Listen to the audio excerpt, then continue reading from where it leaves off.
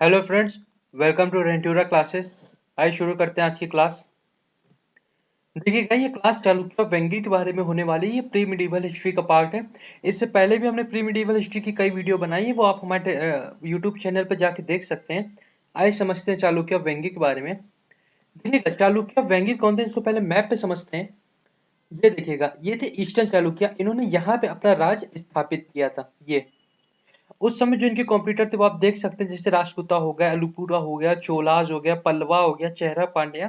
तो ये सब उसी समय के दौरान थे जब इन्होंने अपना एक राज स्थापित किया था। ईस्टर्न चालुक्य और जिस पर्टिकुलर प्लेस पे इन्होंने अपना राज स्थापित किया था उसका नाम था वेंगी। ठीक, ये आंध्र प्रदेश रीजन में आता था उस समय। मतलब आज के समय में आंध्र प्रदेश इसको कहते हैं।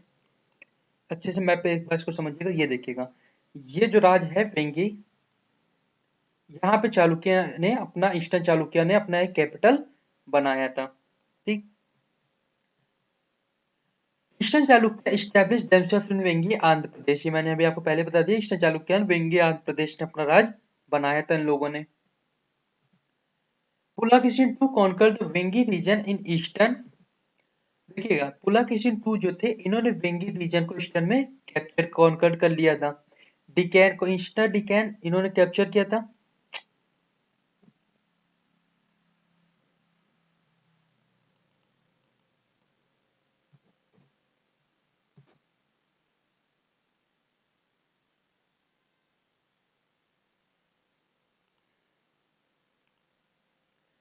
हेलो फ्रेंड्स, वेलकम टू रेंटूरा क्लासेस। आइए शुरू करते हैं आज की क्लास।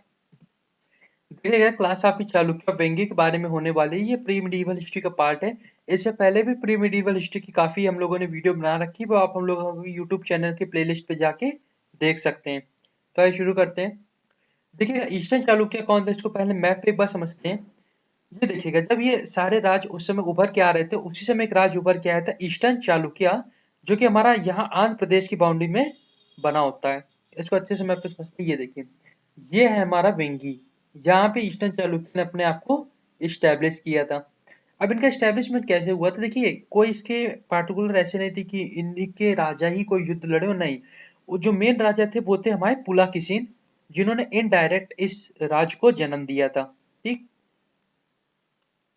पुलाकिसिन टू ने इस राज को इनडायरेक्टली जन्म दिया था। अब इनडायरेक्टली जन्म कैसे दिया था, कि जो वेंगी है इन्होंने कैप्चर किया था और उसकी जो गवर्नर था वो इस वेंगी के राजा को बना दिया था, जो कि आगे चल के ईस्टर्न चालुक्य इन्होंने स्थापित किया था।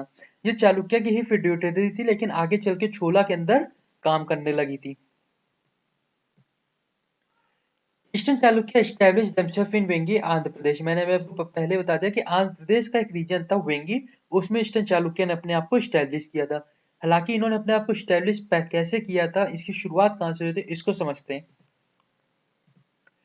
Pulakeshin II conquered the Vengi region in the eastern Deccan and in 624 century appointed his brother Vishnuvardhan as the governor.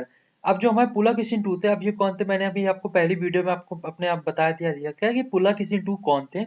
इस बारे में आप हमारी पहली वीडियो जो प्री मिडीवल हिस्ट्री की उसमें जाके देख सकते हैं।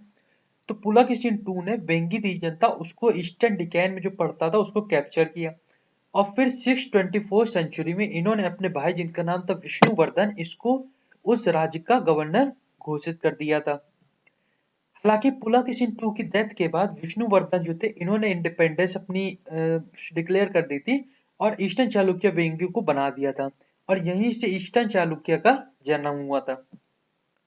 The capital of eastern Chalukya was Vengi, but later it was Raj Mahendra Varman, modern Raj मुंडरी।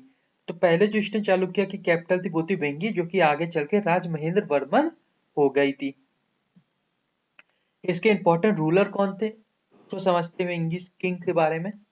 सबसे पहले थे हमारे विष्णुवर्धना, दूसरे थे विजयादित्य टू, तीसरे थे विजयादित्य थ्री, चौथे थे हमारे भीमा वन और विजयादित्य फोर। देखिएगा, जो इनकी पहले की लीनेज थी या जो अदर थिंग्स होंगे वो भी उस समय होंगे। हालांकि इनकी ऐसी कोई शिलालेख या ऐसी कोई भी इनकी मतलब स्टोरियां नहीं बताती कि इस तरह के उस समय राजा आए थे। जो उस समय इंपॉर्टेंट राजा उभर के आए थे या जिन्होंने चालुक्य किंग को काफी लंबे समय तक राज किया, वो ये पांच थे। तो इसीलिए इसी पांच के बारे में हम लोग पढ़ेंगे आज। तो सबसे पहले विष्णु विजयादित्य टू के बारे में पढ़ते हैं, क्योंकि इन्हीं के बारे में ज्यादा फैक्ट है। The most important ruler of this dynasty who led successful military expedition against the Rashtrakutas and Gangas। अब देखिए जो पहले कौन कौन इनके राज थे ये मैंने अभी आपको मैप बताया था। जैसे राष्ट्रकूता हो गया, गंगाज हो गया, चोलाज हो गया, पांड्याज हो गया, पल्लवाज हो गया। तो ये सब उस समय के आसपास के इनके राज्य थे। तो उसी में से जो हमारे विजयादित्य थे उन्होंने मिलिट्री एक्सपेडिशन किया था किसके खिलाफ? राष्ट्रकूता और गंगास के खिलाफ। He also led campaign into Gujarat. Gujarat पे भी इन्होंने हमला किया था। Rajputa inscription acknowledge their defeat at the hands of Vijayaditya and they admit that the glory of their kingdom was drowned in the ocean of the Chalukya। अब देखिएगा एक बहुत अच्छी बात कही गई थी राष्ट्रकूटा के इंस्क्रिप्शन में कि जब विजयादित्य ने राष्ट्रकूटा पे हमला किया था तो जो भी उस समय क्योंकि राष्ट्रकूटा का जो किंगडम था वो बहुत बड़ा था, जो इसके कहीं ना कहीं राजा थे वो बहुत ही काबिल हुआ करते थे। हालांकि जब ईस्टर्न चालुक्य ने इन पे हमला किया तो जो भी इनकी ग्लोरी थी वो कहीं ना कहीं चालुक्य के किंग में जो इनका एक समुद्र था क्योंकि किंगडम जो है समुद्र के किनारे था। तो राष्ट्रकूटा इंस्क्रिप्शन में बात लिखी गई है कि जो भी ग्लोरी राष्ट्रकूटा किंग्स की थी ईस्टर्न चालुक्य के हमला करने के बाद वो सारी की सारी ग्लोरी जो थी वो ईस्टर्न चालुक्य का जो समुद्र था उसमें समा गई थी। तो कहने का मतलब ये था कि बहुत ही बुरी तरह ये लोग पराजय हुए थे युद्ध में। विजयादित्य थ्री कौन थे इनके बारे में समझते हैं। इनका जो टाइम पीरियड था वो था 848 से लेके 892 सेंचुरी तक। Another important ruler of this dynasty, he was also another important ruler of this dynasty. Vijayaditya III claimed to have won over the Pallavas, Pandyas, Gangas, Rashtrakutas, South Kosala and Kalachuris। तो मैं आपको map बता चुका हूँ कि लगभग जो south के किंगडम थे वो यही थे और विजयादित्य III ने सभी पे कहीं ना कहीं अपना एक जीत हासिल कर ली थी। He also gave shelter to a Chola king। Chola king पे भी इन्होंने उसको शेल्टर प्रोवाइड किया था। हालांकि कहा जाता है कि आगे चल के जो पूरे ये थे ईस्टर्न चालुक्य चोला के ही एक तरह से फिड्यूटरी बन के काम करने लगे थे। भीमा वन कौन थे? इनका टाइम पीरियड था 892 से लेकर 922 सेंचुरी तक। He was captured by Rashtrakuta king but was later released। अब देखिए विजयादित्य से पहले जो थे हमारे उन्होंने राष्ट्रकूटा को हराया था। आगे चल के जो भीमा वन आए थे ये उतने काबिल रूलर नहीं थे इसी की वजह से कहीं ना कहीं राष्ट्रकूटा जो किंग थे उन्होंने इनको कैप्चर कर लिया था। हालांकि बाद में इनको रिलीज भी कर दिया गया था। विजयादित्य फोर कौन थे इनके बारे में समझते हैं। इनका टाइम पीरियड लगभग 922 सेंचुरी से चालू होता है। इसका कहने का मतलब ये है कि जो भीमा थे वो कोई खास अच्छे रूलर नहीं हुआ करते थे तो उसी समय इनडायरेक्टली विजयादित्य फोर रूल करने लगे थे जो कि आगे चल के फुल फ्लेजेड उसमें किंग बन गए थे। ठीक, आइए समझते हैं। He ruled for a period of 6 months। इन्होंने केवल 6 महीने तक राज किया था। From his region, many succession dispute erupted in which the Rashtrakuta openly interfered and backed one or the other contender। अब देखिए हुआ क्या था जब विजयादित्य फोर रूल करने आए थे तो इनके समय में कहीं ना कहीं सक्सेशन वॉर स्टार्ट हो गया था कि बाप भतीजावाद जो होता है कि हम कुर्सी पे बैठेंगे या कौन कुर्सी पे बैठेगा। तो कहीं ना कहीं इन सब चीजों ने इनके राज को कमजोर कर दिया था। और जैसे दो कंटेंडर होते थे कि जैसे मान लीजिए भतीजा या मामा खड़े हो गए तो उनमें से किसी एक कंटेंडर का साथ जो है वो राष्ट्रकूटा दे दिया करते थे। अब ये लोग क्यों देते थे कि ताकि इसमें वॉर हो और ये लोग इस युद्ध में हारे और कहीं ना कहीं ये लोग जो अपना बदला लेना चाह रहे हैं वो इनडायरेक्टली इनसे बदला ले लें। The later ruler thus had very short region from 6 months to a mere fortnight too। और इसी की वजह से जो इनके आने वाले जो भी राजा थे वो केवल 6 महीने या उसी से कम या थोड़ा 19-20 ज्यादा ही राज किए थे। वो कभी भी बहुत लंबे समय तक ये लोग राज नहीं कर पाए थे। Some political stability was restored during the reign of Bhima II and Amma II, but it did not last for a long time। हालांकि भीमा टू और अम्मा टू के समय में कुछ न कहीं स्थापित हुआ था, हालांकि ये लोग भी ज्यादा समय तक राज नहीं कर पाए। अभी उनकी फिजिकल जो भी इनको इशू हुआ या जो भी इनका पारिवारिक हुआ हो लेकिन इन लोगों ने कहीं ना कहीं उस राज को एक स्थापित दिया था। Subsequently, in 999th century, the eastern Chalukya of Bengal were conquered by Chola king Raj Raja। अब फाइनली 999 सेंचुरी में जो कि ईस्टर्न चालुक्य था वो पूरी तरह से छोला के अंडर आ गया और इसको कैप्चर किसने किया था? वो थे छोला किंग राजा राजा। ठीक, तो ये था पूरा विजयादित्य टू के बाद में जो भी चालुक्य बेंगल का हाल हुआ था।